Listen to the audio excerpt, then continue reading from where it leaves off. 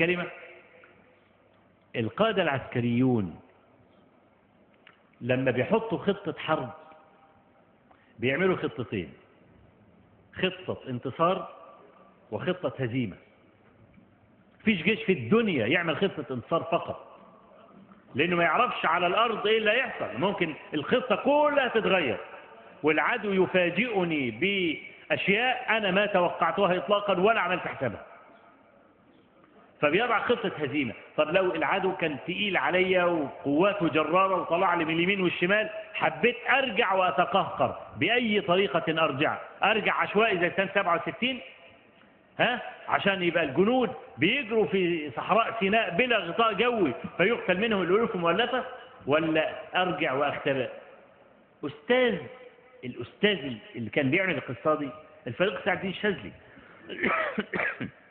رحمة الله عليه. ده راجل دماغ.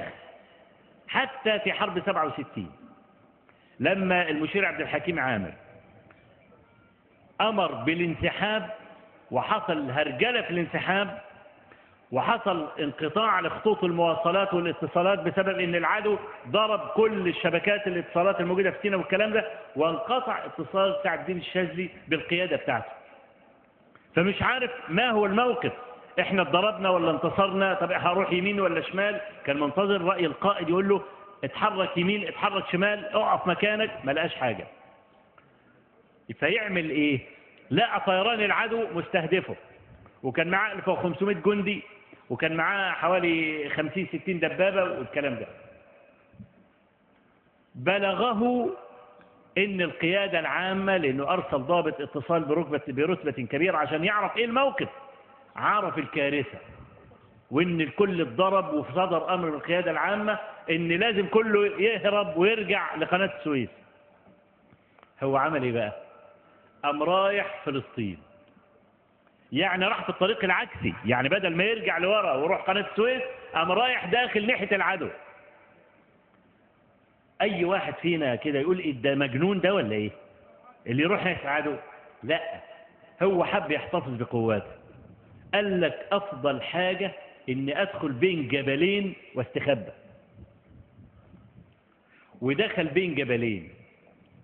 الطيران الاسرائيلي شافه فبقى بيضرب، بس بيضرب في الجبل، وهو استخبى وقال لهم ايه ان لابد ان احنا نزحف، وبعت الكشاف عشان نشوف اذا كان في بئر ماء ولا حاجه نقدر نشرب والكلام ده. ظل عده ايام بين الجبلين، وبعدين صدر له امر من القياده العامه لابد من الانسحاب فورا. كان ينسحب بالليل لان تاثير طيران العدو بالليل ضعيف، وبالليل وبالنهار يستخبى، وبالليل يمشي. استطاع أن يرجع ب20% خسارة من أول سنة لآخرها، ومن 20% 80% الدبابات. يعني خسارته كانت في الدبابات 80%، والخسائر الإجمالية بالأفراد والكلام ده 20%. مين اللي ياخد سنة من أولها لآخرها في عدم وجود غطاء جوي يحميه ويخسر 20% فقط؟ راجل دماغ فاهم ازاي يتحرك.